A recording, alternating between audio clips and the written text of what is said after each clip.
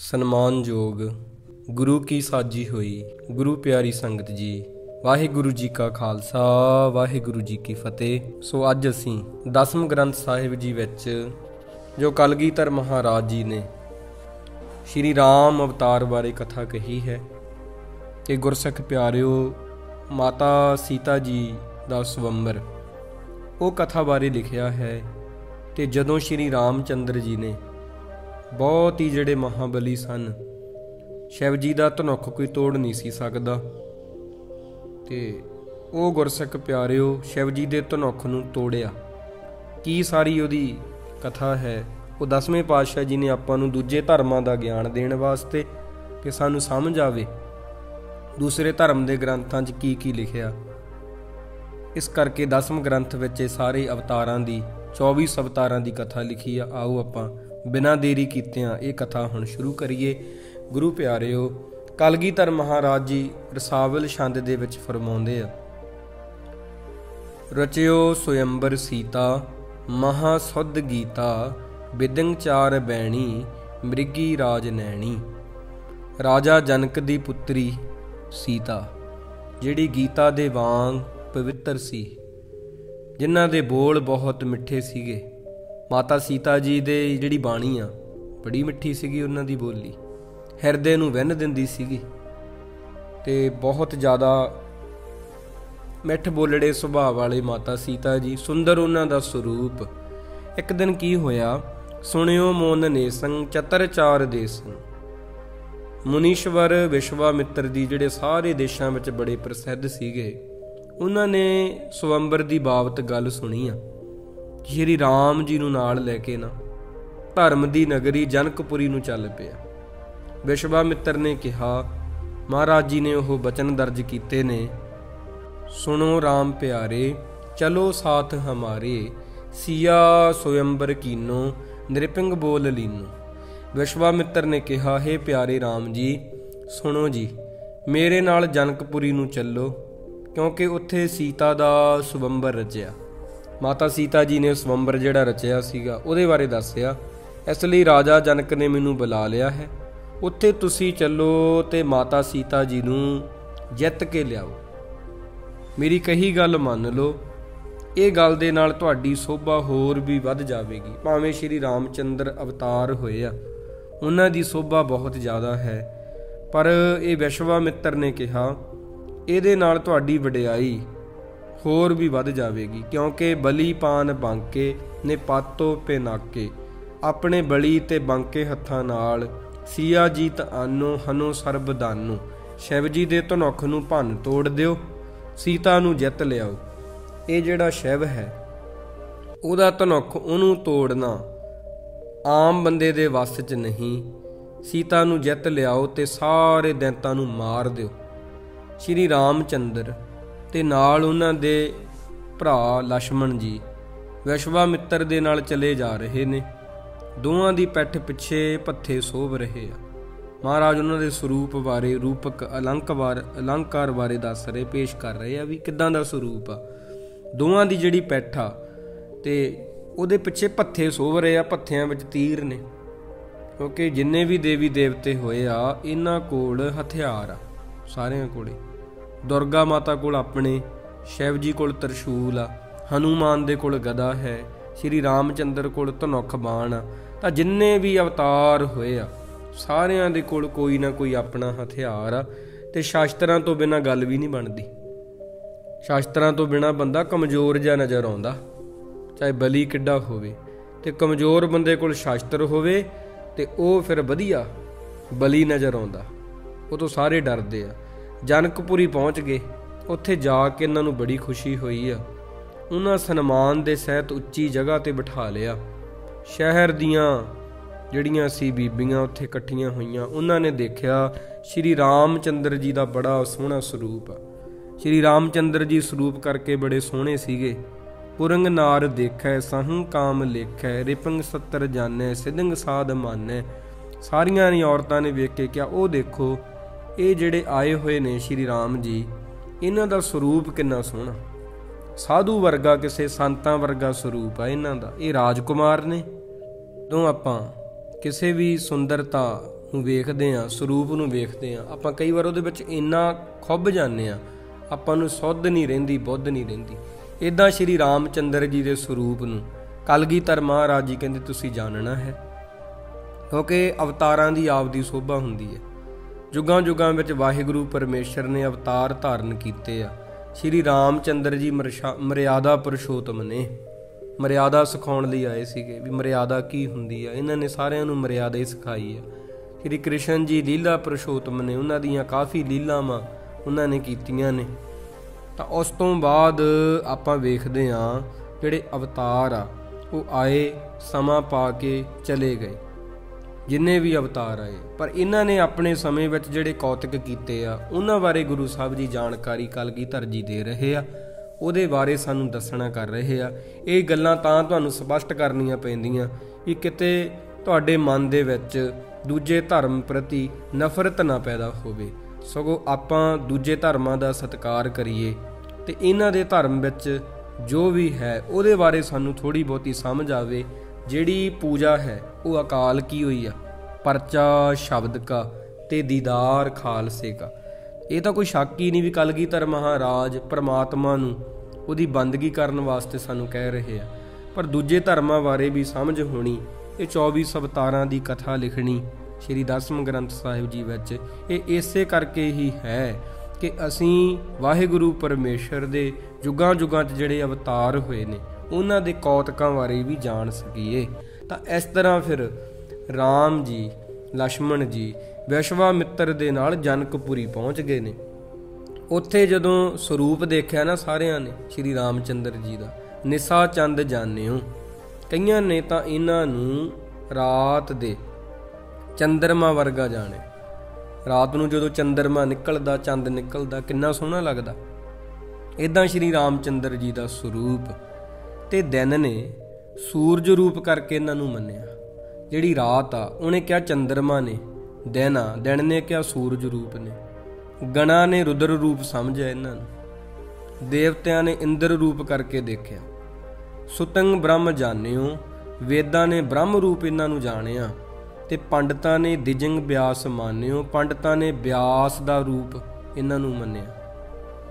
ਹਰੀ ਬਿਸ਼ਨ ਲੇਖੇ ਸੀਆ ਰਾਮ ਦੇਖੇ, ਹਰੀ ਜੀ ਨੂੰ ਵਿਸ਼ਨੂੰ ਅਵਤਾਰ ਲੱਗੇ ਆ, ਇਹ ਵਿਸ਼ਨੂੰ ਦੇ ਅਵਤਾਰ ਲੱਗੇ। ਸੀਤਾ ਜੀ ਨੇ ਰਾਮ ਜੀ ਨੂੰ ਸਵਾਮੀ ਰੂਪ ਕਰਕੇ ਦੇਖਿਆ। ਜਿਹੜੇ ਮਾਤਾ ਸੀਤਾ ਜੀ ਆ ਉਹਨਾਂ ਨੇ ਕਿਸ ਤਰ੍ਹਾਂ ਤੱਕਿਆ ਵੀ ਮੇਰੇ ਸਵਾਮੀ ਨੇ, ਮੇਰਾ ਸਭ ਕੁਝ ਹੀ ਆ। ਸਵਾਮੀ ਦਾ ਮਤਲਬ ਹੁੰਦਾ ਵੀ ਮੇਰੇ ਲਈ ਰੱਬ ਨੇ ਇਹ। ਸੀਆ ਪੇਖ ਰਾਮੰ, ਜਦੋਂ ਮਾਤਾ ਸੀਤਾ ਜੀ ਨੇ ਰਾਮ ਜੀ ਨੂੰ ਵੇਖਿਆ, ਉਹਨਾਂ ਨੂੰ ਇਹਨਾਂ ਦਾ ਸਰੂਪ, ਇਹ ਰਾਜਕੁਮਾਰ ਸਨ, ਬੜਾ ਸੋਹਣਾ ਲੱਗਾ, ਬਹੁਤ ਸੋਹਣਾ ਲੱਗਾ। ਗਿਰਿੰਗ ਝੂਮ ਭੂਮੰਗ ਮਦੀ ਜਾਣ ਘੂਮੰਗ, ਇਸ ਤਰ੍ਹਾਂ ਭਾਵ ਇੰਨੇ ਜ਼ਿਆਦਾ ਇਹਨਾਂ ਦਾ ਸਰੂਪ ਸੀਗਾ ਸੋਹਣਾ। ਤੇ ਇਵੇਂ ਫਿਰ ਇੱਥੇ ਇੱਕ ਰੂਪਕ ਅਲੰਕਾਰ ਬਣਾ ਕੇ ਪੇਸ਼ ਕੀਤਾ ਹੈ, ਜਿਵੇਂ ਕਿ ਕਈ ਵਾਰ ਕੋਈ ਇੰਨਾ ਸੋਹਣਾ ਹੁੰਦਾ, ਸਾਡੀਆਂ ਅੱਖਾਂ ਉਹਦੇ ਵੱਲ ਲੱਗੀਆਂ ਹੀ ਰਹਿ ਜਾਂਦੀਆਂ, ਇੱਕ ਨਸ਼ਾ ਜਿਹਾ ਹੋ ਜਾਂਦਾ ਕਿ ਉਹਦੇ ਵੱਲ ਮੁੜ ਮੁੜ ਦੇਖਣ ਨੂੰ ਜੀ ਕਰਦਾ ਆਪਦੇ ਪਿਆਰੇ ਨੂੰ। ਇਸ ਤਰ੍ਹਾਂ ਸ਼੍ਰੀ ਰਾਮ ਚੰਦਰ ਜੀ ਦਾ ਸਰੂਪ, ਮਾਤਾ ਸੀਤਾ ਜੀ ਵਾਰ-ਵਾਰ ਉਹਨਾਂ ਵੱਲ ਵੇਖ ਰਹੇ ਆ। ਉੱਠੀ ਚੇਤ ਐਸੇ ਮਹਾਵੀਰ ਜੈਸੇ, ਸੁਚੇਤ ਹੋ ਕੇ ਫਿਰ ਮਾਤਾ ਸੀਤਾ ਜੀ ਉੱਠੇ ਨੇ। ਜਿਸ ਤਰ੍ਹਾਂ ਬਹੁਤ ਬਹਾਦਰ ਇੱਕ ਬੀਬੀ ਹੋਵੇ, ਕੋਈ ਬਹਾਦਰ ਔਰਤ ਹੋਵੇ ਤੇ ਯੋਧਾ ਔਰਤ ਹੋਵੇ, ਇਸ ਤਰ੍ਹਾਂ ਵੀ ਉਹ ਬੇਹੋਸ਼ੀ ਤੋਂ ਜਾਗ ਪਵੇ। ਕੋਈ ਬਹੁਤ ਮਹਾਬਲੀ ਔਰਤ ਹੋਵੇ, ਉਹ ਬੇਹੋਸ਼ੀ ਤੋਂ ਉੱਠ ਖੜੇ, ਇਵੇਂ ਮਾਤਾ ਜੀ ਉੱਠੇ ਨੇ, ਸ਼੍ਰੀ ਰਾਮ ਜੀ ਵੱਲ ਆਏ ਆ। ਅੱਖਾਂ ਜੋੜ ਕੇ ਉਹਨਾਂ ਨੂੰ ਇੱਕ ਟਿੱਕੀ ਲਾ ਕੇ ਮੁੜ ਮੁੜ ਦੇਖਣਾ ਕੀਤਾ, ਜਿਵੇਂ ਚਕੋਰ ਚੰਦਰਮਾ ਵੱਲ ਵੇਖਦੀ ਆ, ਸਤਸੰਗ ਜਿਉਂ ਚਕੋਰੀ ਰਹੀ ਨੈਣ ਜੋਰੀ। ਇਹ ਚਕੋਰ ਨਾ ਇੱਕ ਪੰਛੀ ਆ ਸੰਗਤ ਜੀ, ਜਿਹਦੀ ਚੰਦਰਮਾ ਦੇ ਨਾਲ ਪ੍ਰੀਤ ਆ। ਗੁਰੂ ਗ੍ਰੰਥ ਸਾਹਿਬ ਜੀ ਵਿੱਚ ਵੀ ਇਹਦੀ ਕਾਫੀ ਉਦਾਹਰਨ ਆਉਂਦੀ ਆ ਵਾਰ-ਵਾਰ ਕਿ ਉਹਦੇ ਨਾਲ ਪ੍ਰਮਾਤਮਾ ਨਾਲ ਇਵੇਂ ਪਿਆਰ ਕਰੋ ਜਿਵੇਂ ਚਕੋਰ ਚੰਦਰਮਾ ਦੇ ਨਾਲ ਪ੍ਰੇਮ ਕਰਦਾ। ਜਿਵੇਂ ਚਕੋਰੀ ਚੰਦਰਮਾ ਵੱਲ ਅੱਖਾਂ ਜੋੜ ਜੋੜ ਕੇ ਦੇਖਦੀ ਰਹਿੰਦੀ ਆ, ਚਕੋਰ ਦੀ ਚੰਦ ਨਾਲ ਪ੍ਰੀਤ ਹੁੰਦੀ ਆ। ਐਸੀ ਪ੍ਰੀਤੀ ਵਾਹਿਗੁਰੂ ਪਰਮੇਸ਼ਰ ਨਾਲ ਕਰਨੀ ਚਾਹੀਦੀ ਆ। ਰਹੇ ਮੋਹ ਦੋਨੇ ਟਰੇ ਨਾਹੇ ਕੋਨੇ। ਤਾਂ ਸ਼੍ਰੀ ਰਾਮ ਚੰਦਰ ਜੀ ਨੂੰ ਵੀ ਮਾਤਾ ਸੀਤਾ ਜੀ ਦਾ ਸਰੂਪ ਬੜਾ ਵਧੀਆ ਲੱਗਾ, ਸੋਹਣਾ ਲੱਗਾ। ਰਹੇ ਠਾਂਡ ਐਸੇ ਰਣੰਗ ਵੀਰ ਐਸੇ, ਇੱਥੇ ਕੁਝ ਉਦਾਹਰਨਾਂ ਦਿੱਤੀਆਂ ਨੇ। ਇਦਾਂ ਇੱਕ ਦੂਜੇ ਵੱਲ ਵੇਖਦੇ ਰਹੇ ਜਿਵੇਂ ਜੰਗ ਦੇ ਮੈਦਾਨ ਦੇ ਵਿੱਚ ਸੂਰਮੇ ਦੂਜੇ ਤੇ ਵਾਰ ਨੂੰ ਰੋਕਣ ਵਾਸਤੇ ਇੱਕ ਦੂਜੇ ਦਾ ਜਦੋਂ ਵਾਰ ਰੋਕਣਾ ਹੁੰਦਾ ਉਹਨੂੰ ਇੱਕ ਦੂਜੇ ਨੂੰ ਵੇਖਦੇ ਆ ਨਾ, ਇਸੇ ਤਰ੍ਹਾਂ ਸੀਤਾ ਜੀ ਦੇ ਸਵੰਬਰ ਦੀਆਂ ਖਬਰਾਂ ਦੂਰ ਦੂਰ ਤੱਕ ਪਹੁੰਚ ਗਈਆਂ ਸੀਗੀਆਂ। ਕਈ ਕਰੋੜਾਂ ਹੀ ਦੂਤ ਸੀਗੇ ਜਿਹੜੇ ਭੇਜੇ ਗਏ। ਫਿਰ ਰਾਜਕੁਮਾਰਾਂ ਨੇ ਆਉਣਾ ਹੀ ਸੀਗਾ। ਦੂਰੋਂ ਦੂਰੋਂ ਸੁਣ ਕੇ ਵੀ ਸੀਤਾ ਜੀ ਦਾ ਸਵੰਬਰ ਆ, ਉਹਨਾਂ ਦਾ ਸਰੂਪ ਸੁੰਦਰ ਆ, ਇਹਨਾਂ ਨੂੰ ਸਵੰਬਰ ਜਿਹੜਾ ਹੈ ਉਹ ਜਿੱਤਣ ਲਈ ਸ਼ਰਤਾਂ ਵੀ ਸੀਗੀਆਂ। ਤਾਂ ਮਹਾਰਾਜ ਜੀ ਨੇ ਉਹਦੇ ਬਾਰੇ ਵੀ ਜ਼ਿਕਰ ਕੀਤਾ। ਮਹਾਰਾਜ ਜੀ ਕਹਿੰਦੇ ਕੁਮੰਗ ਡਾਨ ਡਾਰੇ ਨਰੇਸ਼ੋ ਦੇ ਖਾਰੇ। ਦੇਸ਼ਾਂ ਦੇ ਰਾਜੇ ਇਕੱਠੇ ਹੋ ਗਏ, ਸ਼ਿਵ ਜੀ ਦਾ ਧਨੁੱਖ ਲਿਆ ਕੇ ਰਾਜ ਸਭਾ ਦੇ ਵਿੱਚ ਰੱਖ ਦਿੱਤਾ, ਸਾਰੇ ਰਾਜਿਆਂ ਨੂੰ ਦਿਖਾ ਦਿੱਤਾ। ਜਨਕ ਪ੍ਰੋਹਤ ਸਤਾਨੰਦ ਨੇ ਉਹ ਸ਼ਿਵ ਧਨੁੱਖ ਸਾਰਿਆਂ ਨੂੰ ਦਿਖਾ ਕੇ ਉੱਚੀ ਆਵਾਜ਼ ਵਿੱਚ ਸ਼ਬਦ ਕਹੇ ਸੀਗੇ। ਕਹਿੰਦੇ ਭਾਈ ਦੇਖੋ ਸਾਰੇ ਧਿਆਨ ਦੇਵੋ, ਜਿਹੜਾ ਵੀ ਕੋਈ ਇੱਥੇ ਸ਼ਿਵ ਧਨੁੱਖ ਨੂੰ ਤੋੜੇਗਾ ਉਹ ਸੀਤਾ ਨੂੰ ਵਿਆਹੁਣ ਦਾ ਹੱਕਦਾਰ ਹੋਵੇਗਾ, ਮਾਤਾ ਸੀਤਾ ਜੀ ਨੂੰ ਵਿਆਹੁਣ ਯੋਗ ਹੋਵੇਗਾ। ਇਹ ਸੁਣ ਕੇ ਸਾਰੇ ਦੇਸ਼ਾਂ ਦੇ ਰਾਜਿਆਂ ਨੇ ਆਪਣਾ ਆਪਣਾ ਜ਼ੋਰ ਲਾ ਕੇ ਵੇਖਿਆ, ਪਰ ਉਹ ਧਨੁੱਖ ਤੋੜਨਾ ਤਾਂ ਦੂਰ ਦੀ ਗੱਲ, ਕਿਸੇ ਪਾਸੋਂ ਹਿੱਲਿਆ ਤੱਕ ਨਾ, ਹਿੱਲਿਆ ਹੀ ਨਹੀਂ ਕਿਸੇ ਤੋਂ।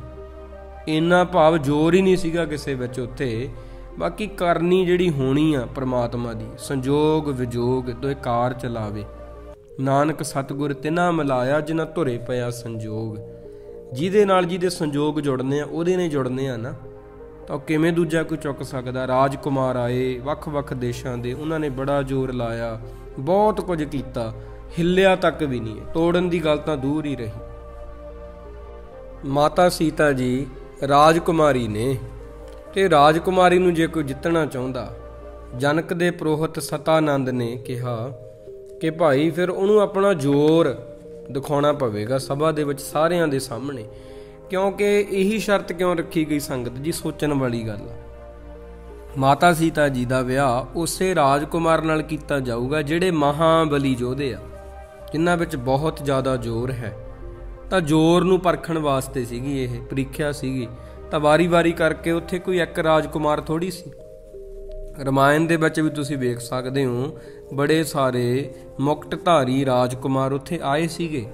ਵਾਰੀ-ਵਾਰੀ 10ਵੇਂ ਪਾਤਸ਼ਾਹ ਜੀ ਕਹਿੰਦੇ ਉੱਠੇ ਆ ਉਹਨਾਂ ਨੇ ਆਪਣਾ ਜ਼ੋਰ ਲਾ ਕੇ ਦੇਖਿਆ, ਪਰ ਧਨੁੱਖ ਕਿਸੇ ਤੋਂ ਹਿੱਲਿਆ ਤੱਕ ਨਹੀਂ। ਫਿਰ ਲਿਓ ਰਾਮ ਪਾਨੰ ਭਰਿਓ ਵੀਰ ਮਾਨੰ ਹਸਿਓ ਐ ਚਲੀਨੋ ਉਬੈ ਟੂਕ ਦੀਨ। ਫਿਰ ਸ਼੍ਰੀ ਰਾਮ ਚੰਦਰ ਜੀ ਨੇ ਤੇ ਉਹ ਸ਼ਿਵ ਧਨੁੱਖ ਨੂੰ ਹੱਥ ਵਿੱਚ ਲਿਆ, ਚੁੱਕ ਲਿਆ, ਤੇ ਭਰਪੂਰ ਮਾਣ ਤੇ ਸੂਰਬੀਰਤਾ ਦੇ ਨਾਲ ਸ਼ਿਵ ਜੀ ਦੇ ਗੰਢੀਵ ਧਨੁੱਖ ਨੂੰ ਚੁੱਕ ਕੇ ਫਿਰ ਉਹ ਮੁਸਕਰਾਏ ਆ। ਗੁਰੂ ਗੋਬਿੰਦ ਸਿੰਘ ਜੀ ਕਹਿੰਦੇ ਸ਼੍ਰੀ ਰਾਮ ਚੰਦਰ ਜੀ ਮੁਸਕਰਾਏ, ਕਿਉਂਕਿ ਉਹਨਾਂ ਨੂੰ ਪਤਾ ਸੀ ਕਿ ਮੈਂ ਇਹ ਕਾਰਜ ਕਰ ਦੇਣਾ। ਧਨੁੱਖ ਨੂੰ ਖਿੱਚ ਕੇ ਚਿੱਲਾ ਚਾੜ ਲਿਆ, ਚਰੜ ਕਰਕੇ ਇਦਾਂ ਆਵਾਜ਼ ਆਈ ਆ। ਫਿਰ ਉਹਨਾਂ ਨੇ ਉਹਦੇ 2 ਟੋਟੇ ਕਰਤੇ, ਉਬੈ ਟੂਕ ਕੀਨੋ, 2 ਟੋਟੇ ਕਰਤੇ ਧਨੁੱਖ ਦੇ। ਸਾਰੇ ਦੇਵਤੇ ਬੜੇ ਖੁਸ਼ ਹੋ ਗਏ। ਸਭੈ ਦੇਵ ਹਰ ਕੇ ਘਨੰਗ ਪੋਹਪ ਵਰਕੇ, ਆਕਾਸ਼ ਤੋਂ ਫੁੱਲਾਂ ਦੀ ਵਰਖਾ ਹੋਈ। ਫਿਰ ਇਕੱਠੇ ਹੋਏ ਸਾਰੇ ਰਾਜੇ ਸ਼ਰਮਸਾਰ ਹੋ ਗਏ, ਆਪੋ ਆਪਣੇ ਦੇਸ਼ਾਂ ਨੂੰ ਤੁਰ ਗਏ ਸਾਰੇ, ਵੀ ਸਾਡੇ ਤੋਂ ਇਹ ਹੋਇਆ ਨਹੀਂ। ਉਹਨਾਂ ਦੀਆਂ ਨੀਵੀਆਂ ਪੈ ਗਈਆਂ, ਕਿਉਂਕਿ ਕਈਆਂ ਨੇ ਸੋਚਿਆ ਸੀਗਾ ਵੀ ਇਹ ਕਰ ਲੈਣਗੇ, ਸਾਡੇ ਤੋਂ ਨਹੀਂ ਹੋਇਆ, ਸਾਡੇ ਵਿੱਚ ਇੰਨਾ ਜ਼ੋਰ ਆ। ਉਸੇ ਵੇਲੇ ਗੁਰੂ ਪਿਆਰਿਓ ਸਭਾ ਦੇ ਵਿੱਚ ਜਿੱਥੇ ਰਾਜਕੁਮਾਰ ਦੇ ਮੂੰਹ ਢਿੱਲੇ ਹੋ ਗਏ ਕਈਆਂ ਦੇ, ਵੀ ਅਸੀਂ ਆਏ ਸੀਗੇ ਇਹ ਮਾਤਾ ਸੀਤਾ ਜੀ ਨੂੰ ਵਿਆਹੁਣ ਵਾਸਤੇ, ਸਵੰਬਰ ਵਿੱਚ ਜਿੱਤਣ ਵਾਸਤੇ, ਪਰ ਸਾਡੇ ਤੋਂ ਨਾ ਹੋ ਸਕਿਆ।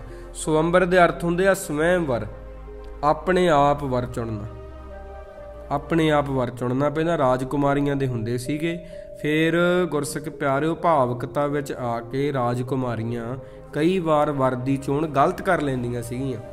ਫਿਰ ਇਹ ਪ੍ਰਥਾ ਹੌਲੀ ਹੌਲੀ ਸਮਾਂ ਪਾ ਕੇ ਬਦਲਦੀ ਰਹੀ। ਫਿਰ ਮਾਂ ਪਿਓ ਆਪਣੀ ਮਰਜ਼ੀ ਨਾਲ ਧੀਆਂ ਦੇ ਰਿਸ਼ਤੇ ਕਰਨ ਲੱਗੇ। ਇਹ ਵੀ ਗੱਲ ਤੁਸੀਂ ਚੇਤੇ ਰੱਖਣੀ ਆ। ਉਦੋਂ ਫਿਰ ਜਦੋਂ ਸ਼੍ਰੀ ਰਾਮ ਚੰਦਰ ਜੀ ਨੇ ਏਡੀ ਕਿਰਪਾ ਹੋ ਗਈ ਉਹਨਾਂ ਦੀ, ਸਾਰੇ ਦੇਵੀ ਦੇਵਤਿਆਂ ਨੇ ਫੁੱਲਾਂ ਦੀ ਵਰਖਾ ਕੀਤੀ।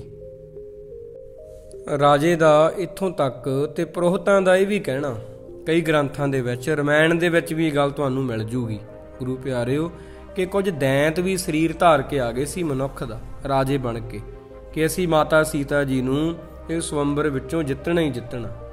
ਉਹ ਸ਼ਿਵ ਜੀ ਦਾ ਜਿਹੜਾ ਧਨੌਖਾ ਉਹਨੂੰ ਤੋੜ ਕੇ ਦਿਖਾਵਾਂਗੇ, ਪਰ ਉਹਨਾਂ ਤੋਂ ਵੀ ਇਹ ਹੋ ਨਾ ਸਕਿਆ।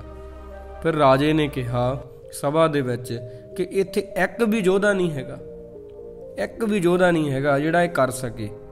ਉਦੋਂ ਉਹਨਾਂ ਨੇ ਫਿਰ ਇਹ ਚੀਜ਼ ਪਰਖਣੀ ਚਾਹੀ ਕਿ ਮੈਂ ਜਾਣਦਾ ਹਾਂ ਇੱਥੇ ਦੇਵਤੇ ਵੀ ਸਰੀਰ ਧਾਰ ਕੇ ਆਏ ਹੋਏ ਆ ਆਪਦੀ ਕਲਾ ਦੇ ਨਾਲ, ਇੱਥੇ ਦੈਂਤ ਵੀ ਆਏ ਹੋਏ ਆ, ਮੈਨੂੰ ਪਤਾ, ਪਰ ਇੱਕ ਵੀ ਸੂਰਵੀਰ ਯੋਧਾ ਨਹੀਂ ਇੱਥੇ ਜਿਹੜਾ ਕਿ ਇਹ ਧਨੁੱਖ ਜਿਹੜਾ ਸਾਹਮਣੇ ਪਿਆ ਤੇ ਉਹਦੇ ਤੇ ਚਿੱਲਾ ਚੜਾ ਦੇਵੇ ਤੇ ਉਹਨੂੰ ਤੋੜ ਦੇਵੇ। ਕਿਸੇ ਵਿੱਚ ਸ਼ਕਤੀ ਕੋਈ ਨਹੀਂ ਸੀਗੀ ਇੰਨੀ।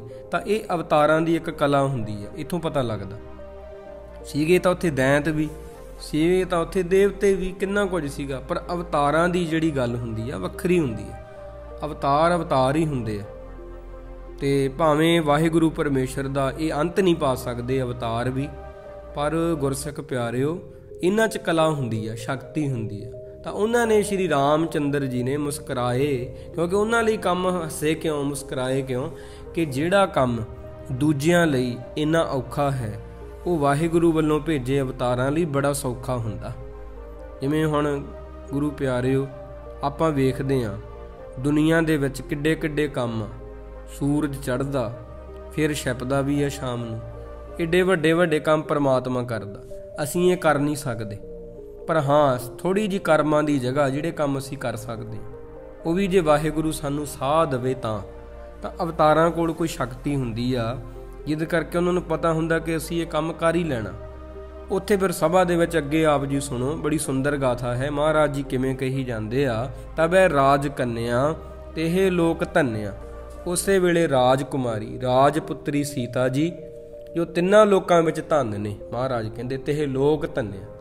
ਤਿੰਨਾਂ ਲੋਕਾਂ ਵਿੱਚ ਜਿਨ੍ਹਾਂ ਦੀ ਸੋਭਾ ਨਿਰਾਲੀ ਹੋਈ ਹੈ, ਧਰੇ ਫੂਲ ਮਾਲਾ, ਉਹਨਾਂ ਨੇ ਸ਼੍ਰੀ ਰਾਮ ਜੀ ਨੂੰ ਫੁੱਲਾਂ ਦੀ ਮਾਲਾ ਪਹਿਨਾ ਦਿੱਤੀ ਆ। ਬਰਿਓ ਰਾਮ ਬਾਲਾ, ਇਸ ਤਰ੍ਹਾਂ ਰਾਜਕੁਮਾਰੀ ਜੀ ਨੇ ਸ਼੍ਰੀ ਰਾਮ ਚੰਦਰ ਜੀ ਨੂੰ ਵਰ ਲਿਆ ਸੀਗਾ, ਮਾਤਾ ਸੀਤਾ ਜੀ ਨੇ। ਇਵੇਂ ਸਵੈਮ ਵਰ ਇਹ ਜਿਹੜਾ ਹੈ ਵੀ ਆਪਣੇ ਆਪ ਵਰ ਚੁਣਨਾ, ਤੇ ਉਹਦੇ ਵਿੱਚ ਮਾਤਾ ਪਿਤਾ ਜੀ ਦੀ ਸ਼ਰਤ, ਰਾਜੇ ਦੀ ਸ਼ਰਤ। ਇਹ ਰਾਜੇ ਜਨਕ ਨੂੰ ਫਿਕਰ ਪੈ ਗਈ ਸੀਗੀ ਕਿ ਜਿਹੜੀ ਮੈਂ ਸ਼ਰਤ ਰੱਖੀ ਫਿਰਦਾ, ਇਹ ਸ਼ਿਵ ਧਨੁੱਖ ਨੂੰ ਤੋੜਨਾ ਤਾਂ ਦੂਰ ਦੀ ਗੱਲ, ਇਹਨੂੰ ਹਿਲਾ ਵੀ ਨਹੀਂ ਸਕਦਾ ਕੋਈ। ਜਦੋਂ ਉਹਨੇ ਚੁਣੌਤੀ ਦਿੱਤੀ ਵੀ ਸਭਾ ਦੇ ਵਿੱਚ ਕੋਈ ਵੀ ਐਡਾ ਬਲੀ ਨਹੀਂ ਹੈਗਾ, ਵੀ ਮੈਂ ਤਾਂ ਆਪਦੀ ਬੇਇੱਜ਼ਤੀ ਹੋਈ ਕਰਾ ਲਈ ਇਸ ਤਰ੍ਹਾਂ ਦੀ ਚੁਣੌਤੀ ਰੱਖ ਕੇ। ਫਿਰ ਇਹ ਵੀ ਕਿਹਾ ਜਾਂਦਾ ਲਛਮਣ ਜੀ ਉਦੋਂ ਉੱਠੇ ਸਭਾ ਦੇ ਵਿੱਚੋਂ। ਰਮਾਇਣ ਦੇ ਵਿੱਚ ਇਹ ਜ਼ਿਕਰ ਆਉਂਦਾ, ਇਹ ਭਾਵੇਂ ਗੁਰੂ ਗੋਬਿੰਦ ਸਿੰਘ ਜੀ ਮਹਾਰਾਜ ਨੇ ਇੱਥੇ ਨਹੀਂ ਗੱਲ ਕਹੀ, ਪਰ ਰਮਾਇਣ ਦੇ ਵਿੱਚ ਲਿਖਿਆ ਕਿ ਉਹਨੇ ਉੱਠ ਕੇ ਲਛਮਣ ਨੇ ਕਿਹਾ ਕਿ ਇੱਥੇ ਸੂਰਯਵੰਸ਼ੀ ਜਿਹੜੇ ਸ਼੍ਰੀ ਰਾਮ ਚੰਦਰ ਜੀ ਵੀ ਆਏ ਹੋਏ ਨੇ, ਤੁਸੀਂ ਨਿਰਾਸ਼ ਨਾ ਹੋਵੋ, ਤੁਸੀਂ ਪਰ ਚੁਣੌਤੀ ਦੇ ਰਹੇ ਹੋ ਇੱਕ ਰਾਜੇ ਮਹਾਰਾਜੇ ਅਵਤਾਰੀ ਪੁਰਖਾਂ ਦੇ ਬਲ ਨੂੰ। ਇਹਨਾਂ ਅੱਗੇ ਚੀਜ਼ਾਂ ਇਵੇਂ ਨੇ ਜਿਵੇਂ ਹਾਥੀ ਦੇ ਅੱਗੇ ਕੀੜੀ ਹੁੰਦੀ ਆ। ਇਹਨਾਂ ਲਈ ਆਸਾਨ ਕੰਮ ਆ, ਸੌਖਾ ਕੰਮ, ਇਹਨਾਂ ਲਈ ਇਹ ਵੱਡਾ ਕੰਮ ਨਹੀਂ। ਇਹ ਧਨੁੱਖ ਨੂੰ ਤੋੜਨਾ, ਇੱਥੇ ਚਿੱਲਾ ਚਾੜਨਾ ਬੜਾ ਸੌਖਾ ਕੰਮ ਆ। ਇਹ ਵੀ ਕਿਹਾ ਜਾਂਦਾ ਕਿਉਂਕਿ ਜਿਹੜਾ ਲਛਮਣ ਜੀ ਦਾ ਜਿਹੜਾ ਸੁਭਾਅ ਸੀ ਨਾ, ਇਹ ਕ੍ਰੋਧੀ ਤੁਹਾਨੂੰ ਨਜ਼ਰ ਆਊਗਾ, ਥੋੜ੍ਹਾ ਜਿਹਾ ਗੁੱਸੇ ਵਾਲਾ। ਕਿਤੇ ਕਿਤੇ ਉਹ ਆਪਣੇ ਆਪ ਤੇ ਕ੍ਰੋਧ ਤੇ ਕਾਬੂ ਨਹੀਂ ਰੱਖ ਪਾਉਂਦੇ, ਤਾਂ ਸ਼੍ਰੀ ਰਾਮ ਚੰਦਰ ਜੀ ਉਹਨਾਂ ਨੂੰ ਸ਼ਾਂਤ ਰਹਿਣ ਲਈ ਕਹਿੰਦੇ ਆ, ਜਾਂ ਹੋਰ ਸਾਧੂ ਜਿਹੜੇ ਨੇ ਉਹ ਉਹਨਾਂ ਨੂੰ ਕਹਿੰਦੇ ਨੇ ਤੁਸੀਂ ਥੋੜ੍ਹਾ ਜਿਹਾ ਸ਼ਾਂਤ ਹੋ ਜਾਓ, ਕੋਈ ਗੱਲ ਨਹੀਂ, ਸਭ ਕੁਝ ਠੀਕ ਹੋ ਜਾਏਗਾ। ਇਹ ਵਿਸ਼ਵਾਮਿੱਤਰ ਜਿਹੜੇ ਨੇ ਇਹ ਵੀ ਉਹਨਾਂ ਨੂੰ ਸ਼ਾਂਤ ਰਹਿਣ ਲਈ ਕਹਿੰਦੇ ਨੇ। ਹੋਰ ਵੀ ਜਿਹੜੇ ਆਏ ਰਿਸ਼ੀ ਮੁਨੀ ਨੇ ਕਹਿੰਦੇ ਨੇ ਸ਼ਾਂਤ ਹੋ ਜਾਓ। ਫਿਰ ਉਹ ਕਹਿੰਦੇ ਨੇ ਵੀ ਤੁਸੀਂ ਰਘੂਵੰਸ਼ੀ ਤੇ ਸੂਰਯਵੰਸ਼ੀ ਜਿਹੜੇ ਰਘੂ ਕੁਲ ਦੇ ਸ਼੍ਰੀ ਰਾਮ ਚੰਦਰ ਜੀ ਦੇ ਬਲ ਤੇ ਸ਼ੰਕਾ ਕੀਤੀ ਹੈ। ਤੁਸੀਂ ਕਹਿੰਦੇ ਸਭਾ ਦੇ ਵਿੱਚ ਇੱਕ ਵੀ ਬੰਦਾ ਨਹੀਂ ਹੈਗਾ ਜਿਹੜਾ ਇਹ ਕਰਕੇ ਦਿਖਾ ਦੇਵੇ। ਗੁਰੂ ਪਿਆਰਿਓ ਹੈ ਕੋਈ ਇੱਦਾਂ? ਫਿਰ ਇੰਨਾ ਜ਼ੋਰ ਕਿਸੇ ਵਿੱਚ ਨਹੀਂ ਸੀਗਾ ਹੋਰ ਜੋ ਸ਼੍ਰੀ ਰਾਮ ਚੰਦਰ ਵਿੱਚ ਸੀਗਾ। ਲਛਮਣ ਨੇ ਇੱਥੋਂ ਤੱਕ ਕਿਹਾ ਸੀ ਮੈਨੂੰ ਪ੍ਰਭੂ ਜੀ ਆਗਿਆ ਦੇ ਦਿਓ, ਮੇਰੇ ਵੱਡੇ ਭਰਾ ਮੈਨੂੰ ਆਗਿਆ ਦੇਣ ਤੇ ਮੈਂ ਇਸ ਚੀਜ਼ ਕਰਕੇ ਦਿਖਾ ਸਕਦਾ, ਕਿਉਂਕਿ ਮੈਂ ਰਾਜੇ ਜਨਕ ਦਾ ਜਵਾਬ ਦੇਣਾ ਵੀ ਉਹਨੇ ਸਾਡਾ ਅਪਮਾਨ ਕੀਤਾ, ਰਾਜਕੁਮਾਰਾਂ ਦੀ ਸਭਾ ਵਿੱਚ ਸੱਦ ਕੇ ਬੇਇੱਜ਼ਤੀ ਕੀਤੀ ਆ। ਇਹ ਸ਼ਬਦ ਕਹਿਣੇ ਵੀ ਕਿਸੇ 'ਚ ਇੰਨਾ ਜ਼ੋਰ ਹੀ ਨਹੀਂ, ਮੈਂ ਤਾਂ ਭਾਵ ਐਵੇਂ ਸੱਦ ਲਿਆ ਸਾਰੇ ਰਾਜਕੁਮਾਰਾਂ ਨੂੰ, ਤੁਹਾਡੇ ਵਿੱਚ ਇੰਨਾ ਜ਼ੋਰ ਹੀ ਨਹੀਂ ਵੀ ਕੋਈ ਇਹਨੂੰ ਹਿਲਾ ਕੇ ਦਿਖਾ ਸਕੇ। ਤੋੜਨ ਦੀ ਗੱਲ ਤਾਂ ਦੂਰ ਰਹੀ। ਫਿਰ ਲਛਮਣ ਨੇ ਉੱਠ ਕੇ ਉੱਥੇ ਜਵਾਬ ਦਿੱਤਾ। ਇਹ ਗੱਲ ਮੈਂ ਆਪਣੇ ਕੋਲੋਂ ਨਹੀਂ ਕਹਿ ਰਿਹਾ, ਤੁਸੀਂ ਜਿਹੜੀ ਪੁਰਾਣੀ ਰਮਾਇਣ ਕਥਾ ਹੈ, ਸੀਤਾ ਸਵੰਬਰ, ਸ਼ਿਵ ਧਨੁਸ਼, ਸ਼੍ਰੀ ਰਾਮ, ਉਹਨਾਂ ਦੀ ਕਥਾ ਸੁਣ ਸਕਦੇ ਹੋ। ਅਤੇ ਉਹਦਾ ਤਾਂ TV ਦੇ ਉੱਪਰ ਪ੍ਰਸਾਰਨ ਵੀ ਆਉਂਦਾ ਰਿਹਾ, ਪਹਿਲਾਂ ਚੱਲਦੀ ਰਹੀ ਆ, ਅਤੇ ਹੁਣ ਵੀ ਜੇ ਤੁਸੀਂ ਦੇਖਣੀ ਹੋਵੇ ਤਾਂ ਉਹ ਐਪੀਸੋਡ ਜਿਹੜਾ ਹੈ ਦੇਖ ਸਕਦੇ ਹੋ, ਸ਼ੰਕਾ ਕੱਢ ਸਕਦੇ ਹੋ। ਕਈ ਵਾਰ ਇਵੇਂ ਹੁੰਦਾ ਵੀ ਆਪਦੇ ਕੋਲੋਂ ਤਾਂ ਨਹੀਂ ਕਹੀ ਜਾਂਦੇ, ਇਹ ਰਮਾਇਣ ਦੇ ਵਿੱਚ ਹੈ। ਰਮਾਇਣ ਕਿਹਦੇ ਆਧਾਰ 'ਤੇ ਬਣੀ ਆ? ਗ੍ਰੰਥਾਂ ਦੇ ਆਧਾਰ 'ਤੇ ਬਣੀ ਸੀਗੀ, ਤਾਂ ਉਹ ਗ੍ਰੰਥਾਂ ਵਿੱਚੋਂ ਚੀਜ਼ਾਂ ਲਈਆਂ ਹੋਈਆਂ ਨੇ। ਜਦੋਂ ਸ਼੍ਰੀ ਰਾਮ ਚੰਦਰ ਜੀ ਧਨੁੱਖ ਤੋੜਨ ਲਈ ਅੱਗੇ ਵਧੇ ਨਾ, ਸਭਾ ਦੇ ਵਿੱਚ ਕੁਝ ਲੋਕ ਜਿਹੜੇ ਉਹਨਾਂ ਦੀ ਮਹਿਮਾ ਨਹੀਂ ਸੀ ਜਾਣਦੇ, ਉਹਨਾਂ ਨੇ ਮਜ਼ਾਕ ਉਡਾਇਆ। ਕਹਿੰਦੇ ਲਓ ਚਿੜੀ ਹੁਣ ਪਹਾੜ ਤੋੜਨ ਚੱਲੀ ਆ। ਇਹ ਸ਼ਬਦ ਵਰਤੇ ਸੀਗੇ ਗੁਰੂ ਪਿਆਰਿਓ, ਲਓ ਆ ਚਿੜੀ ਹੁਣ ਪਹਾੜ ਤੋੜੂਗੀ। ਹੱਸਣ ਲੱਗ ਗਏ ਉੱਚੀ ਉੱਚੀ, ਜਿਵੇਂ ਆਪਾਂ ਕਿਸੇ ਦਾ ਵਿਅੰਗਮਈ ਵਾਕ ਕਹਿੰਦੇ ਆ, ਚੌਭਵੇਂ ਬੋਲ ਕਹਿੰਦੇ ਆ ਆਪਾਂ, ਉਸ ਤਰ੍ਹਾਂ ਦੇ ਬਚਨ ਕਹੇ, ਇਹਨੇ ਸਖਤ ਬਚਨ ਕਹੇ। ਸ਼੍ਰੀ ਰਾਮ ਚੰਦਰ ਜੀ ਮੁਸਕਰਾਈ ਜਾਂਦੇ ਆ। ਮਾਤਾ ਸੀਤਾ ਜੀ ਵੱਲ ਉਹਨਾਂ ਨੇ ਦੇਖਿਆ ਸੀਗਾ ਤੇ ਮੁਸਕਰਾਏ। ਉਹਨਾਂ ਨੂੰ ਪਤਾ ਸੀਗਾ ਵੀ ਮੈਂ ਫਤਿਹ ਪਾ ਲੈਣੀ ਆ। ਸਤਿਗੁਰੂ ਦੀ ਬਾਣੀ ਵਿੱਚ ਇੱਕ ਬਚਨ ਹੈ, ਹਰ ਜਨ ਰਾਮ ਨਾਮ ਗੁਣ ਗਾਵੇ, ਜੇ ਕੋਈ ਨਿੰਦ ਕਰੇ ਹਰ ਜਨ ਕੀ, ਆਪਣਾ ਗੁਣ ਨਾ ਗਵਾਵੇ। ਜੇ ਕੋਈ ਰੱਬ ਦੇ ਪਿਆਰਿਆਂ ਦੀ ਨਿੰਦਿਆ ਕਰੇ, ਉਹ ਆਪਣਾ ਗੁਣ ਨਹੀਂ ਗਵਾਉਂਦੇ ਹੁੰਦੇ, ਉਹ ਆਪਣੀ ਮਸਤ ਚਾਲ ਚੱਲਦੇ ਰਹਿੰਦੇ ਆ। ਕੁੱਤੇ ਭੌਂਕਦੇ ਰਹਿੰਦੇ ਆ, ਹਾਥੀ ਆਪਣੀ ਮਸਤ ਚਾਲ ਚੱਲਦਾ ਰਹਿੰਦਾ, ਰੁਕਦਾ ਹੀ ਨਹੀਂ। ਕੁੱਤਿਆਂ ਦਾ ਕੀ ਆ, ਭੌਂਕੀ ਜਾਣਾ, ਉਹਨਾਂ ਦਾ ਕੰਮ ਹੀ ਇਹ ਹੁੰਦਾ। ਇਸ ਤਰ੍ਹਾਂ ਗੁਰਸਿੱਖ ਪਿਆਰਿਓ ਸ਼੍ਰੀ ਰਾਮ ਚੰਦਰ ਜੀ ਦਾ ਮਜ਼ਾਕ ਵੀ ਉਡਾਇਆ ਕਈਆਂ ਨੇ। ਲਓ ਜਿਹੜਾ ਕੰਮ ਅਸੀਂ ਏਡੇ ਏਡੇ ਬਲੀ, ਏਡੇ ਏਡੇ ਵਜਨਦਾਰ ਬੰਦੇ, ਮਹਾਬਲੀ ਨਹੀਂ ਕਰ ਸਕਦੇ, ਇਹ ਕਿਵੇਂ ਕਰ ਲੈਣਗੇ?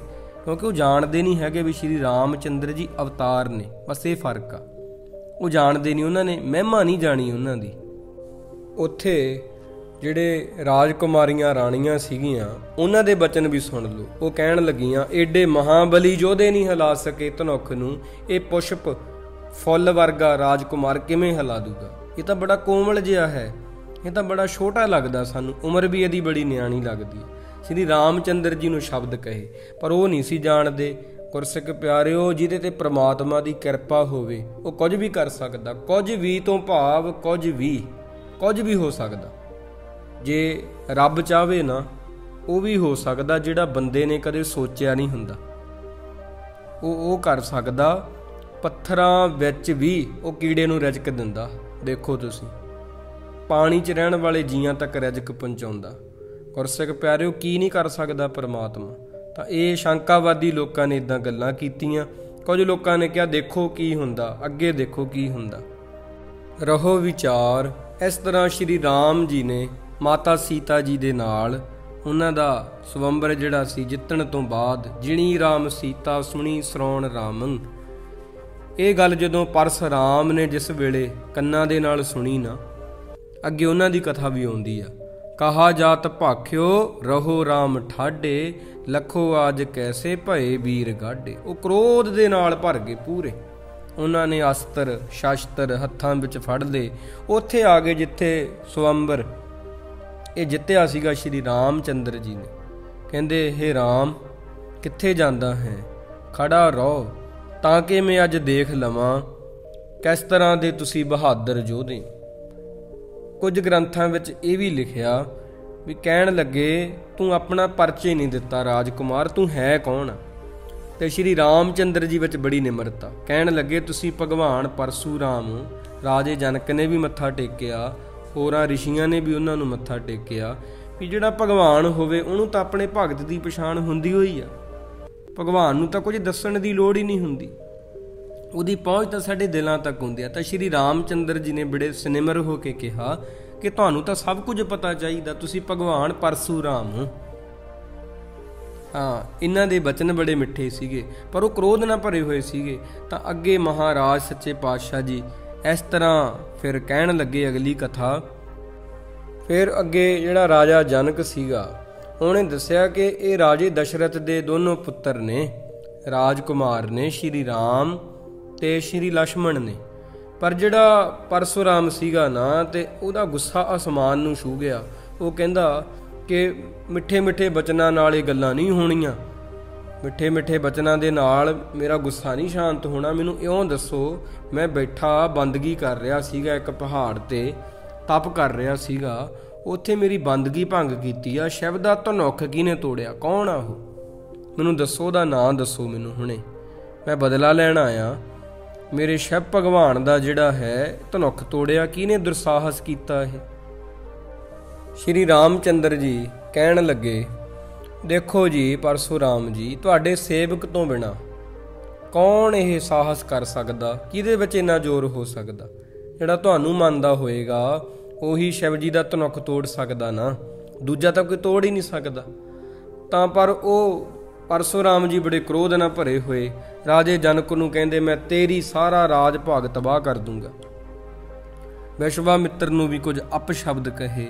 ਹੋਰ ਸਾਰੇ ਰਿਸ਼ੀਆਂ ਮਨੂਆਂ ਨੇ ਉਹਨਾਂ ਨੂੰ ਸ਼ਾਂਤ ਹੋਣ ਲਈ ਕਿਹਾ, ਪਰ ਉਹ ਸ਼ਾਂਤ ਨਹੀਂ ਸੀ ਹੋ ਰਹੇ। ਗੁੱਸਾ ਜਦੋਂ ਬੰਦੇ ਦਾ ਕਈ ਵਾਰ ਇੰਨਾ ਵੱਧ ਜੇ, ਆਪਣੇ ਪਿੰਡਾਂ ਦੀ ਹੋਈ ਗੱਲ ਆ, ਆਪਣੇ ਘਰਾਂ ਦੀ ਗੱਲ ਆ, ਆਪਾਂ ਬੰਦੇ ਨੂੰ ਠੰਡਾ ਕਹਿੰਦੇ ਵੀ ਠੰਡਾ ਹੋ ਥੋੜਾ ਭਾਈ, ਸ਼ਾਂਤੀ ਰੱਖ।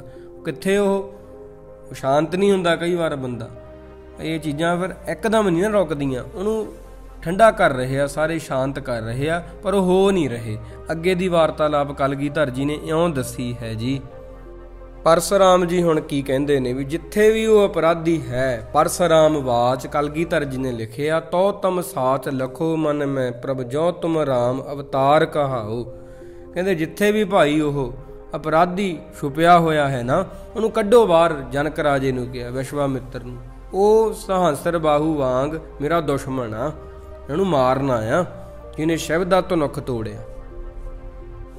ਫਿਰ ਰਮਾਇਣ ਦੇ ਵਿੱਚ ਇਹ ਵੀ ਲਿਖਿਆ ਕਿ ਸ਼੍ਰੀ ਲక్ష్మణ ਜੀ ਨੇ ਉਹ ਪਰਸ਼ੂਰਾਮ ਜੀ ਨੂੰ ਕਹਿਤਾ ਸੀਗਾ ਕਿ ਇਹ ਜਿਹਦੇ ਪਿੱਛੇ ਤੁਸੀਂ ਗੁੱਸਾ ਕਰ ਰਹੇ ਹੋ ਨਾ, ਤੋੜਿਆ ਕਿਹਨੇ ਆ? ਇਹ ਸ਼ਿਵ ਜੀ ਦਾ ਧਨੁੱਖ ਇਹ ਸ਼੍ਰੀ ਰਾਮ ਚੰਦਰ ਜੀ ਨੇ ਤੋੜਿਆ, ਜੋ ਕਿ ਸੂਰਜਵੰਸ਼ੀ ਨੇ, ਜਿਨ੍ਹਾਂ ਦਾ ਪ੍ਰਤਾਪ ਦੂਰ ਦੂਰ ਤੱਕ ਹੈ। ਸ਼੍ਰੀ ਰਾਮ ਜੀ ਨੇ ਲੱਕ ਦੇ ਨਾਲ ਪੱਥਾ ਬੱਧਾ ਹੋਇਆ, ਹੱਥ ਵਿੱਚ ਧਨੁੱਖ ਫੜਿਆ ਸੀਗਾ। ਪਰਸ਼ੂਰਾਮ ਬ੍ਰਾਹਮਣ ਗੁੱਸੇ 'ਚ ਆ ਗਿਆ। ਲక్ష్మణ ਨੇ ਕਿਹਾ ਕਿ ਅਸੀਂ ਛਤਰੀ ਹਾਂ।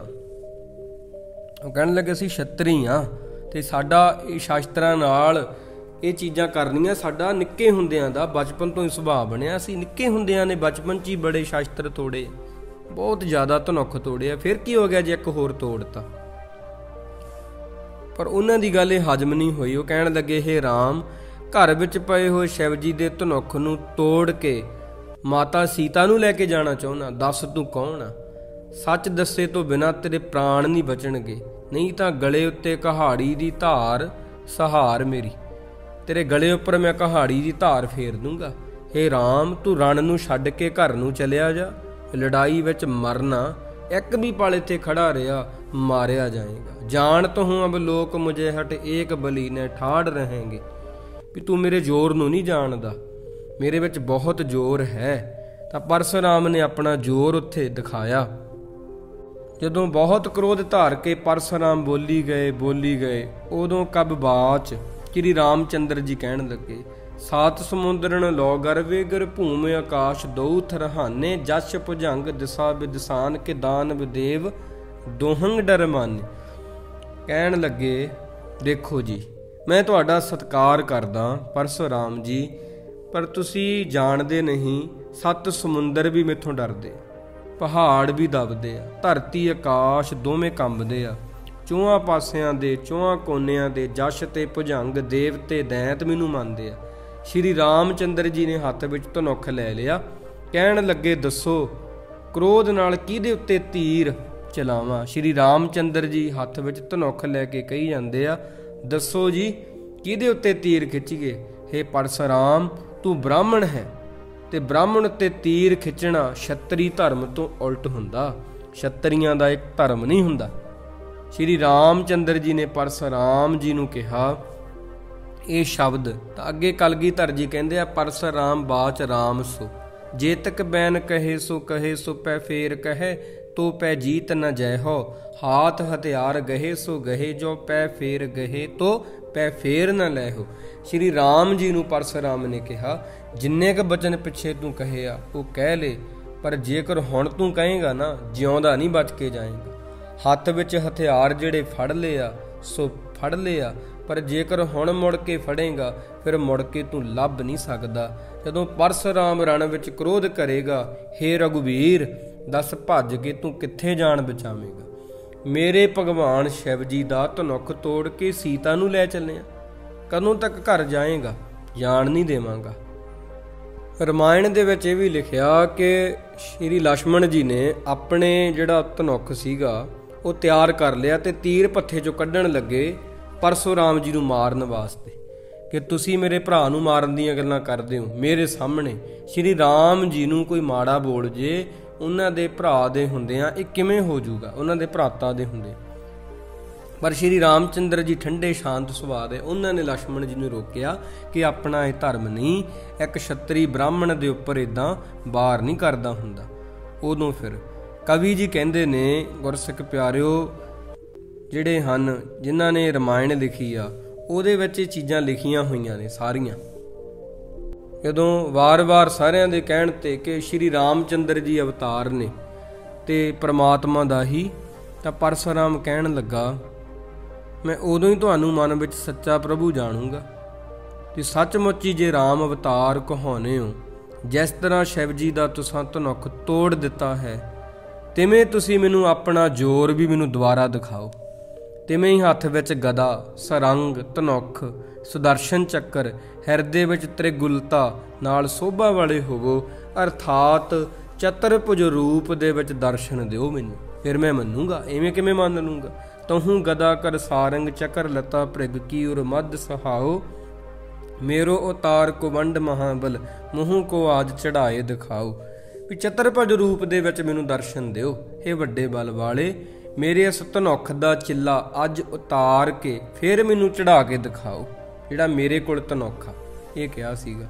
ਫਿਰ ਪਰਸ਼ੁਰਾਮ ਜੀ ਨੇ ਜਿਹੜਾ ਬਚਨ ਕੀਤਾ, ਫਿਰ ਸੂਰਮਿਆਂ ਦੇ ਸਿਰਤਾਜ ਸ਼੍ਰੀ ਰਾਮ ਚੰਦਰ ਜੀ ਹੱਸ ਪਏ। ਉਹਨਾਂ ਨੇ ਉਹਨਾਂ ਦਾ ਧਨੁੱਖ ਪਰਸ਼ੁਰਾਮ ਜੀ ਦਾ ਹੱਥ ਵਿੱਚ ਲੈ ਲਿਆ, ਬਲ ਕਰਕੇ ਝਟਕ ਹੀ ਧਨੁੱਖ ਚੜਾ ਲਿਆ, ਫਿਰ ਛਿਨ ਵਿੱਚ ਖਿੱਚ ਕੇ ਉਹਦੇ 6 ਟੋਟੇ ਕਰ ਦਿੱਤੇ ਆ। ਨਵ ਕੀ ਗਤ ਤਾਹੇ ਘਤੀ ਸਰਸੋ, ਅਦ ਬੀਚ ਹੀ ਬਾਤ ਰਹੀ ਬਸ ਕਹਿ, ਨਾ ਬਸਾਤ ਕਛੂ ਨਟਕੇ ਬਟ ਜਿਉ ਪਵ ਪਾਸ ਨਿਸ਼ੰਗ ਰਹਿ ਫਸ ਕੇ। ਕਲਗੀਧਰ ਮਹਾਰਾਜ ਜੀ ਕਹਿੰਦੇ ਨੇ ਦੀ ਚਾਂਪ ਚਟਾਕ ਚੜਾਈ ਬਲੀ ਖਟ ਟੂਕ ਕਰਿਓ ਛਿਨ ਮੈਂ ਕਸ ਕੇ। ਤਾਂ ਸ਼੍ਰੀ ਰਾਮ ਚੰਦਰ ਜੀ ਜਿਹੜੇ ਨੇ ਉਹਨਾਂ ਨੇ ਟੋਟੇ ਟੋਟੇ ਕਰ ਦਿੱਤੇ।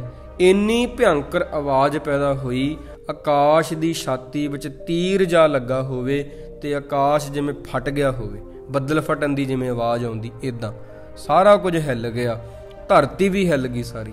ਪਰਸ਼ੁਰਾਮ ਜੀ ਉਹਨਾਂ ਨੇ ਫਿਰ ਸ਼੍ਰੀ ਰਾਮ ਜੀ ਨੂੰ ਚੰਗੀ ਤਰ੍ਹਾਂ ਗਲਵੱਕੜੀ ਵਿੱਚ ਲਾ ਕੇ ਗਲ ਨਾਲ ਲਾ ਲਿਆ। ਦੋਵਾਂ ਨੈਣਾਂ ਨਾਲ ਸ਼੍ਰੀ ਰਾਮ ਜੀ ਦੇ ਦਰਸ਼ਨ ਕੀਤੇ। ਸ਼੍ਰੀ ਰਾਮ ਜੀ ਉਹਨਾਂ ਦੇ ਸੁੰਦਰ ਵਾਲ ਇਉਂ ਪ੍ਰਤੀਤ ਹੋਏ ਮਾਨੋ ਸਾਖਸ਼ਾਤ ਇਹ ਸ਼ਿਵ ਦੇ ਦਰਸ਼ਨ ਹੋ ਗਏ, ਜਿਵੇਂ ਵਿਸ਼ਨੂੰ ਦੇ ਦਰਸ਼ਨ ਹੋ ਗਏ, ਜਿਵੇਂ ਇਦਾਂ। ਆ ਗੁਰੂ ਪਿਆਰਿਓ, ਇਸ ਤਰ੍ਹਾਂ ਇਹ ਪਰਸ਼ੁਰਾਮ ਜੀ ਦਾ ਜਦੋਂ ਧਨੁੱਖ ਦਾ ਚਿੱਲਾ ਚਾੜ ਕੇ ਉਤਾਰਿਆ, ਟੋਟੇ ਟੋਟੇ ਕੀਤਾ, ਉਹਨਾਂ ਦਾ ਜਿਹੜਾ ਮਾਣ ਸੀਗਾ, ਸਾਰੀ ਮਰਿਆਦਾ ਸੀਗੀ, ਸਾਰੀ ਚਿਕਨਾ ਚੂਰ ਹੋ ਗਈ। ਉਹਨਾਂ ਨੂੰ ਪਤਾ ਲੱਗਾ ਵੀ ਤਾਂ ਅਵਤਾਰ ਨੇ, ਕਿੱਡੀ ਵੱਡੀ ਭੁੱਲ ਹੋਈ ਮੈਥੋਂ। ਫਿਰ ਪਰਸ਼ੁਰਾਮ ਜੀ ਨੇ ਭੇਟ ਭੁਜਾ ਕਰ ਅਕੰਗ ਭਲੇ ਪਰ ਨੈਣ ਦੋ ਨਿਰਖੇ ਰਗਰਾਈ, ਗੁੰਜਿਤ ਭ੍ਰਿੰਗ ਕਪੋਲਣ ਉਪਰ ਨਾਗ ਲਵੰਗ ਰਹੇ ਲਿਵਲਾਈ। ਗੁਰਸਿੱਖ ਪਿਆਰਿਓ, ਐਤ ਸ੍ਰੀ ਬਚਿੱਤਰ ਨਾਟਕ ਗ੍ਰੰਥੇ ਸ੍ਰੀ ਰਾਮਾ ਅਵਤਾਰ, ਸ਼੍ਰੀ ਰਾਮਚੰਦਰ ਜੀ ਅਵਤਾਰ, ਸੀਤਾ ਸਵੰਬਰ ਸ੍ਰੀ ਰਾਮ ਜੁਦੋ ਜਈਤ ਦੁਤੀਆ ਤੇ ਆਏ ਸਮਾਪਤ, ਸਤ ਸੁਭਮ ਸਤ ਅਫਜੂ। ਸ਼੍ਰੀ ਬਚਿੱਤਰ ਨਾਟਕ ਗ੍ਰੰਥ ਸ਼੍ਰੀ ਰਾਮ ਅਵਤਾਰ ਦੀ ਕਥਾ। 10ਵੇਂ ਗ੍ਰੰਥ ਦੇ ਵਿੱਚ ਅਜੇ ਬਾਕੀ ਕਥਾ ਅੱਗੇ ਆਪ ਜੀ ਸਰਵਣ ਕਰੋਗੇ, ਕਿਉਂਕਿ ਇਹ ਕਥਾ ਬਹੁਤ ਵੱਡੀ ਕਥਾ, ਇਹ ਕੋਈ ਛੋਟੀ ਕਥਾ ਥੋੜੀ ਆ। ਤਾਂ ਬਹੁਤ ਸਮਾਂ ਲੱਗ ਜਾਏਗਾ ਜੇ ਆਪ ਜੀ ਨੇ ਸਰਵਣ ਕਰਨੀ ਹੋਵੇ। ਇਹ ਸ਼ੰਕਾਵਾਦੀ ਹੋ ਕੇ ਸੁਣਨੀ ਆ ਫੇਰ ਤਾਂ ਨਹੀਂ ਗੱਲ ਬਣਨੀ। ਗੁਰੂ ਪਿਆਰਿਓ, ਸ਼੍ਰੀ ਰਾਮਚੰਦਰ ਜੀ ਨੂੰ ਪਰਸ਼ੁਰਾਮ ਬ੍ਰਾਹਮਣ ਨੇ ਆ ਕੇ ਲਲਕਾਰਿਆ ਸੀਗਾ, ਤੇ ਸ਼੍ਰੀ ਰਾਮਚੰਦਰ ਜੀ ਦੇ ਬਚਨ ਸੀਗੇ ਰਮਾਇਣ ਵਿੱਚੋਂ ਆ ਇਹ, ਕਿ ਜੇ ਕੋਈ ਸਾਨੂੰ ਆ ਕੇ ਛਤਰੀਆਂ ਨੂੰ ਲਲਕਾਰੇ ਅਸੀਂ ਉਹਦਾ ਮੁਕਾਬਲਾ ਕਰਦੇ ਹੀ ਕਰਦੇ ਹਾਂ।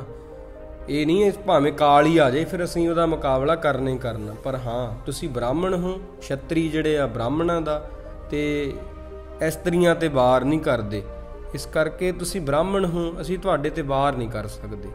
ਇਹ ਯੁੱਧ ਨਹੀਂ ਹੋ ਸਕਦਾ, ਕਿਉਂਕਿ ਰਘੁਵੰਸ਼ੀਆਂ ਦਾ ਇਹ ਜਿਹੜਾ ਧਰਮ ਆ ਨਾ, ਇਹ ਗਾਂ ਤੇ ਨਹੀਂ ਹਮਲਾ ਕਰਦੇ ਗੁਰਸਿੱਖ ਪਿਆਰਿਓ, ਇਸਤਰੀ ਤੇ ਨਹੀਂ ਵਾਰ ਕਰਦੇ, ਬ੍ਰਾਹਮਣਾਂ ਤੇ ਨਹੀਂ ਹਮਲਾ ਕਰਦੇ। ਬ੍ਰਾਹਮਣਾਂ ਨੂੰ ਹੀ ਉੱਚਾ ਮੰਨਦੇ ਆ, ਬ੍ਰਾਹਮਣਾਂ ਨੂੰ ਸਭ ਤੋਂ ਉੱਚੇ ਦਰਜੇ ਦਾ ਮੰਨਿਆ ਜਾਂਦਾ ਕਿ ਵੇਦਾਂ ਨੂੰ ਪੜ੍ਹਾਉਣ ਵਾਲੇ ਹੁੰਦੇ ਆ, ਇਹ ਕਥਾ ਕਰਨ ਵਾਲੇ ਹੁੰਦੇ ਆ, ਕਥਾਵਾਚਕ ਹੁੰਦੇ, ਇਹਨਾਂ ਦਾ ਸਤਿਕਾਰ ਕੀਤਾ ਜਾਂਦਾ ਸੀਗਾ। ਤਾਂ ਉਸ ਹਿਸਾਬ ਨਾਲ ਸ਼੍ਰੀ ਰਾਮਚੰਦਰ ਜੀ ਨੇ ਕਿਹਾ, ਪਰਸੁਰਾਮ ਨੇ ਕਿਹਾ ਸੀਗਾ ਕਿ ਆਪਣਾ ਛੋਟਾ ਜਿਹਾ ਨਾਮ ਰਾਮ ਰਖਾ ਕੇ ਤੂੰ ਮੇਰਾ ਪਰਸੁਰਾਮ ਦਾ ਮੁਕਾਬਲਾ ਨਹੀਂ ਕਰ ਸਕਦਾ। ਸ਼੍ਰੀ ਰਾਮਚੰਦਰ ਜੀ ਨੇ ਕਿਹਾ, ਜੀ ਮੇਰਾ ਨਾਮ ਤਾਂ ਬੜਾ ਛੋਟਾ ਜਿਹਾ ਰਾਮ, ਮੈਂ ਤਾਂ ਤੁਹਾਡਾ ਸੇਵਕ ਹਾਂ। ਇਹੀ ਅਵਤਾਰਾਂ ਦੀ ਮਹਿਮਾ ਹੁੰਦੀ ਹੈ, ਨਿਮਰਤਾ। ਮਿੱਠਤ ਨੀਵੀਂ ਨਾਨਕਾ ਗੁਣ ਚੰਗਿਆਈਆਂ ਤਤ। ਆਖਿਆ ਮੈਂ ਤਾਂ ਬੜਾ ਨਿਮਾਣਾ ਜਿਹਾ ਆਪ ਜੀ ਦਾ ਦਾਸ ਹਾਂ। ਨਾਮ ਤਾਂ ਤੁਹਾਡਾ ਹੈ ਜੀ ਪਰਸੁਰਾਮ, ਕਿੰਨਾ ਸੋਹਣਾ ਨਾਮ ਆਪ ਜੀ ਦਾ। ਮੈਂ ਤਾਂ ਆਪ ਦਾ ਦਾਸ ਹਾਂ ਤੇ ਦਾਸ ਆਪਣੇ ਮਾਲਕ ਨਾਲ ਲੜ ਨਹੀਂ ਸਕਦਾ। ਇੰਨੀ ਨਿਮਰਤਾ ਦਿਖਾਈ ਸੀਗੀ। ਗੁਰੂ ਪਿਆਰਿਓ, ਜੇਕਰ ਮੈਂ ਤੁਹਾਡੇ ਤੋਂ ਹਾਰ ਵੀ ਜਾਊਂ ਨਾ ਤੇ ਤੁਹਾਡੇ ਤੋਂ ਹਾਰਨ 'ਚ ਵੀ ਮੇਰੀ ਜਿੱਤ ਆ। ਇੰਨੀ ਨਿਮਰਤਾ ਨਾਲ ਕਿਹਾ ਵੀ ਤੁਸੀਂ ਮੈਨੂੰ ਹਰਾ ਵੀ ਦਿਓ, ਮੈਂ ਤੁਹਾਡੇ ਤੋਂ ਹਾਰ ਵੀ ਜਾਵਾਂ, ਇਹਦੇ ਵਿੱਚ ਹੀ ਮੇਰੀ ਜਿੱਤ ਆ, ਕਿਉਂਕਿ ਮੈਂ ਤੁਹਾਡਾ ਦਾਸ ਹਾਂ, ਮੈਂ ਤੁਹਾਡਾ ਚਾਕਰ ਹਾਂ। ਬੜੀ ਨਿਮਰਤਾ ਦੇ ਨਾਲ ਸ਼ਬਦ ਕਹੇ।